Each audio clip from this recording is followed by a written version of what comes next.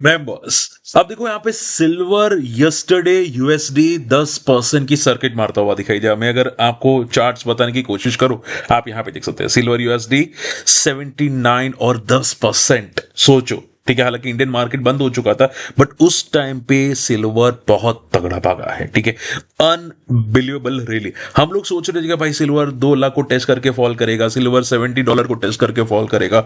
ये फॉल करने का नाम ही नहीं ले रहा है, ठीक है। कोई कोई एंगल से फॉल करने का नाम नहीं ले रहा है। हालांकि देखो, डर तो लगता है कि भाई यहां से अगर सिल्वर इंट्राडे में 7% गिर गया तो, और ऐसा होता है, जो लोग मार्केट में नए हैं उनको नहीं पता होगा, बट ऐसा होता है, ठीक है, कि इंट्राडे में ये इजीली क्रैश हो जाते हैं, ठीक है। बट अब जिस तरह से चल रही है ये अनबिलीवेबल रही है, ठीक है, और कहां रुकेगी ये तो पता भी नहीं लगता, ठीक है। बहुत अनबिलीवेबल है।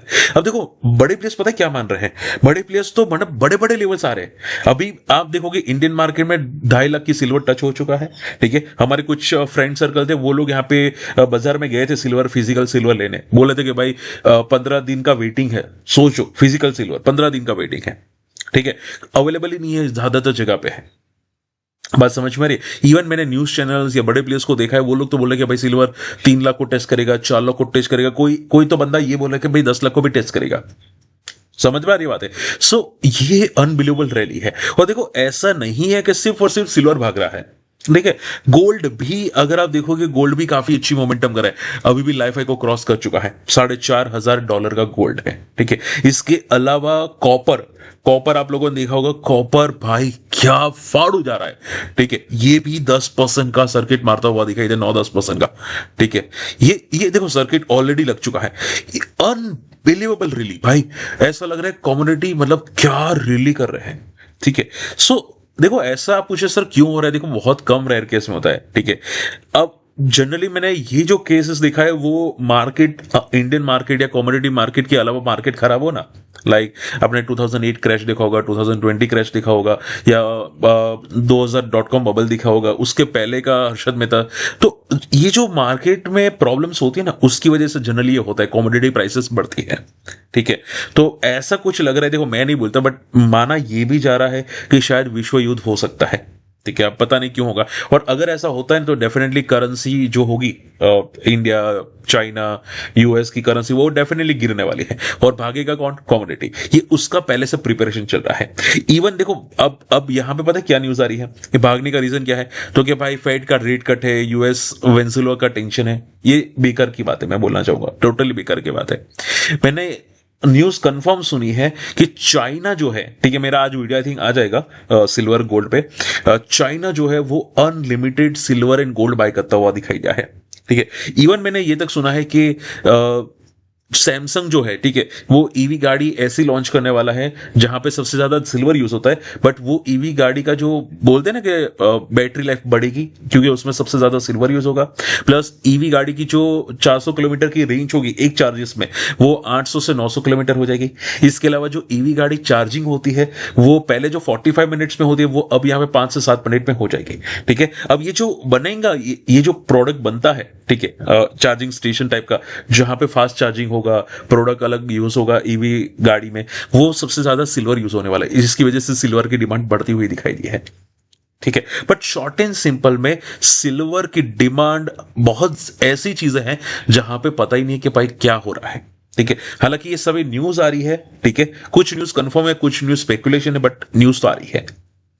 बात समझ में आ रही है। अब देखो, आप करना नहीं करना आप पे डिपेंड करता है, बट मैं बोलूंगा ये टोटली मैनिपुलेटेड है। कहां पे जाएगा कोई भरोसा नहीं, ठीक है। जहां तक जाए जाने दो, बाकी कोई भरोसा नहीं है ये सिल्वर कहां पे जाके रुकेगा, ठीक है। अभी के लिए वन वे रैली दिखाई दे रही है। हालांकि चांसेस था कि भाई ये जल्दी फॉल करेगा, बट मंथली चार्ट इस बार अनबिलीवेबल रॉकेट बनता हुआ दिखाई दिया है, ठीक है। और एक बात और याद रखना जो मैं आपको बताना चाहूंगा, 2021 में जब क्रैश आया था ना, उसी उसी में भी आप देखोगे 1 मंथ के अंदर तगड़ा फॉल आया था, ठीक है।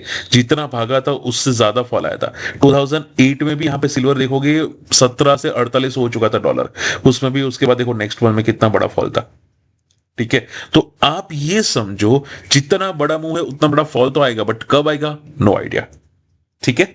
चलिए, सो बी केयरफुल। अच्छा हाँ, उसके साथ आप देखोगे कॉपर कंपनीज भाग रही है, like Hind copper, Hindustan zinc, Vedanta, ये सब मोमेंटम करती हुई दिखाई दी है। ठीक है, अब हमेशा याद रखोगे कि टाटा स्टील जैसी कंपनी अगर मोमेंटम करती है तो उसके साथ कनेक्शन कौन कंपनी लगती है, तो के HEG ग्रेफाइट। इसकी वजह से ब्रोकरेज हाउस काफी बुलिश होते हुए दिखाई दिए हैं। आप ब्रोकरेज हाउस को देख सकते हैं, काफी बुलिश है। ठीक है, तो हो सकता है कि भाई, मैं ऐसा नहीं बोलूंगा, बट ये कंपनी भी दम दिखा सकती है। ब्रोकरेजेस हाउस काफी बुलिश है कंपनीज के अंदर, ये कंपनी भी आपको दिखा जा सकती है। अगर मैं इसका चार्ट देखने की कोशिश करूं कि भाई चार्ट क्या दिखाई दे रहा है ग्रेफाइट का, ठीक है, ग्रेफाइट का हम लोग चार्ट देख लेते हैं एक बार के लिए। सी ग्रेफाइट एक टाइम पे जो भागा था यहां पे, उसके बाद ये कभी भागा नहीं, उसके बाद मोमेंटम थोड़ी बहुत आई, बट अब ये लग रहा है डब्ल्यू पैटर्न बनाने की कोशिश करता हुआ दिखाई दिया। हाँ, एक बार एक रेजिस्टेंस अगर ब्रेक होता है तो फिर इसका अगला रेजिस्टेंस आएगा 1100 के आसपास। तो अभी 800 भी बहुत तगड़ा रेजिस्टेंस है, देखते कि ब्रेक करता है कि नहीं, बट अगर ये करता है तो तगड़ा मूव आने की पॉसिबिलिटी है। इसके अलावा HEG वो भी देख लेते हैं। HEG भी, हाँ देखो, HEG भी वन टाइम में बहुत अच्छा मोमेंटम किया था, फॉल किया, और ये स्लो एंड स्टेडीली पॉजिटिव जा रहा है। अब इसका एक रेजिस्टेंस है 600 के ऊपर सस्टेन करता हुआ दिखाई दे मंथली चार्ट पे, फिर इसका अगला रेजिस्टेंस दिखाई दे सकता है 1000 का। ठीक है, सो शॉर्ट एंड सिंपल में हमेशा मैंने ये देखा है कि भाई मेटल स्टॉक के साथ ग्रेफाइट HEG भी पॉजिटिव रहते हैं, इसकी वजह से ब्रोकरेज हाउस भी पॉजिटिव दिखाई दे रहे हैं। ठीक है, ओके। देखो नेक्स्ट वीक में कौन कौन से स्टॉक में न्यूज आ रही है और बड़ी न्यूज है जो आपको ध्यान में रखनी चाहिए। ठीक है, सबसे पहला पॉइंट आईपीओस। ठीक है, नेक्स्ट वीक में देखो आईपीओस को देखो यहाँ पे। नेक्स्ट वीक में हालांकि कोई रेगुलर आईपीओस नहीं है, सबसे ज्यादा जो आईपीओस आपको दिखाई दे वो एसएमई आईपीओस दिखाई दे रहे। गुजरात किडनी का ग्रे मार्केट निकल चुका है, मैंने पहले भी आपको समझाया था कि ग्रे मार्केट गिर सकता है। ठीक है, आप देखोगे ग्रे मार्केट पूरा का पूरा खत्म। इसके अलावा नेक्स्ट वीक में E2E ट्रांसपोर्टेशन में इसका वीडियो बना चुका हूं, आप जाके चेकआउट कीजिएगा।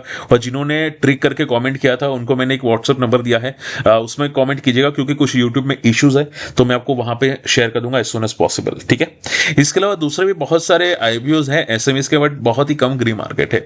मैं देखो जनरली ये एसएमई आईपीओ को फोकस करता हूं तब जब इसका ग्रे मार्केट कम से कम 40% होता है, वरना क्या होता है कि भाई ऐसा ग्रे मार्केट जीरो होने के भी चांसेस है, जैसे गुजरात किडनी में हुआ था। तो मैं ब्लाइंडली फॉलो नहीं करता, और ग्रे मार्केट एसएमई में स्पेशली 40% और रेगुलर आईपीओ जो मेन बोर्ड के आईपीओ होते हैं जो 15,000 के होते हैं उसमें मैं सिर्फ और सिर्फ 20% का ग्रे मार्केट देखता हूं। अगर 20% से ज्यादा है तो हाँ ठीक है, बाकी नहीं देखता। ठीक है, तो इसमें मुझे कोई ज्यादा अच्छे ऐसे में आईपीओ नहीं लग रहे। अगर कोई ग्रे मार्केट बढ़ेगा तो उसका डिटेल स्टडी करेंगे, बाकी थोड़ा कॉशियस रहेगा।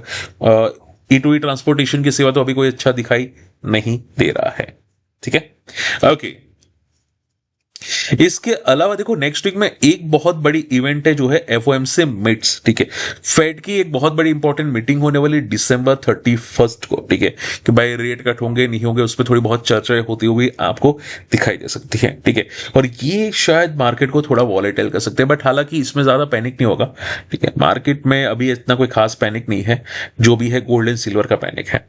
यूएस का इनिशियल जॉबलेस क्लेम्स है फ्राइडे को, वेनसडे को 31 दिसंबर, वो एक इंपॉर्टेंट रह सकता है, मार्केट को थोड़ा कॉशियस रहेगा उस दिन December 31 को। ठीक है, एंड इसके अलावा अगर बात करें जाए तो फ्राइडे को इंडिया मैन्युफैक्चरिंग PMI डेटा आ सकते हैं, यानी कि इंडिया का मैन्युफैक्चरिंग ग्रोथ कितना है वो आएगा। ठीक है, अगर ग्रोथ अच्छा आता है तो हमारी कंपनीज अच्छा कर रही है इंडियन मार्केट में। भाई जो यूएस से टैरिफ बढ़ने की वजह से कोई इंपैक्ट नहीं आया, ये हम बोल सकते हैं अगर ये डेटा अच्छा आया तो।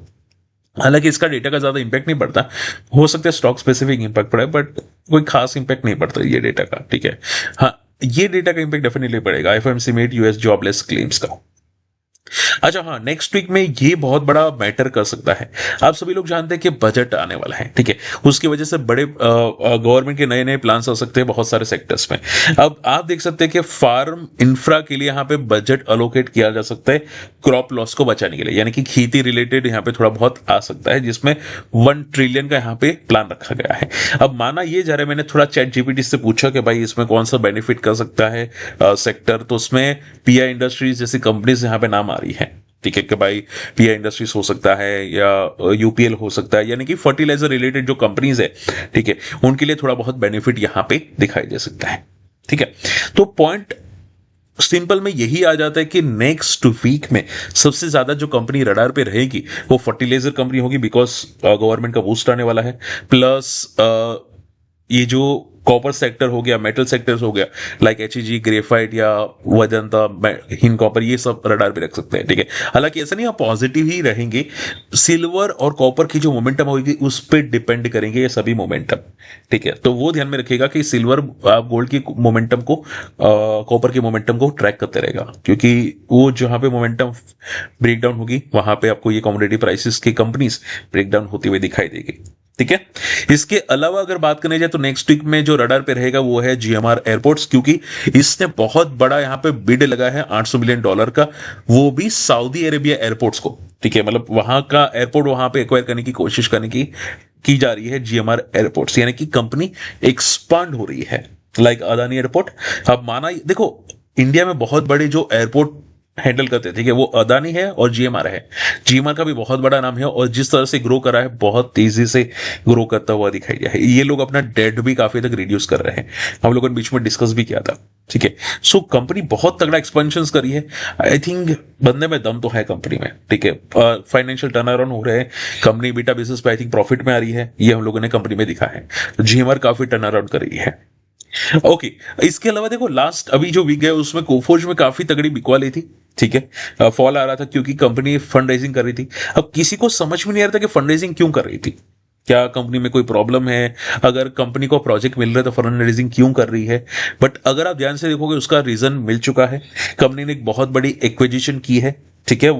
और आप यहां पे देखोगे जो कंपनी को एक्वायर किया है उसमें शेयर स्वैप की डील आ रही है, ठीक है। ये एक्विजिशन कुछ $2.5 बिलियन का है, इसमें शेयर स्वैप की डील है, यानी कि ये कोफोर्ज के उनको शेयर्स मिलेंगे, कौन सी कंपनी को, यहां पे इनको मिलेंगे कौन से प्राइस पे, 1800 की प्राइस पे।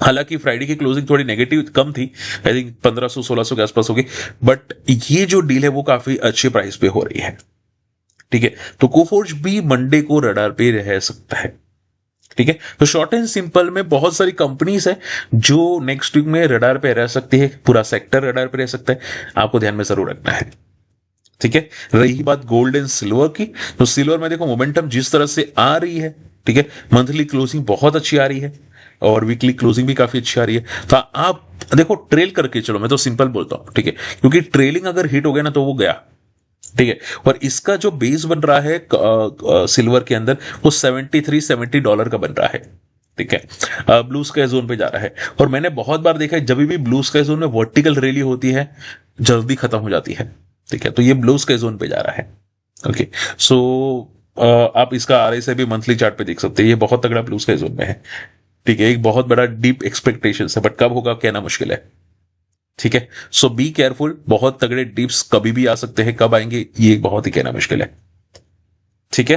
बट चांसेस है भाई, अगर हो सके तो मे बी $90 को भी टेस्ट कर ले, क्योंकि ये तो इजीली मंडे को गैप अप ओपन हो जाएगा सिल्वर यूएस डॉलर्स, ठीक है। तो देखते हैं यहाँ पे कहां तक जाता है, बट हाँ मोमेंटम अभी वन वे दिखाई दे रही है।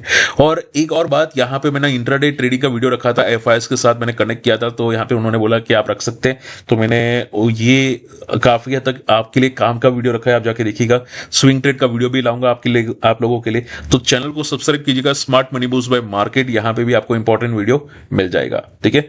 और फ्री टेलीग्राम चैनल को नहीं ज्वाइन किया, ज्वाइन कीजिएगा, सर्च करना माई स्टॉक मार्केट फंडा। मिलते अगले वीडियो में, टेक केयर, बाय बाय।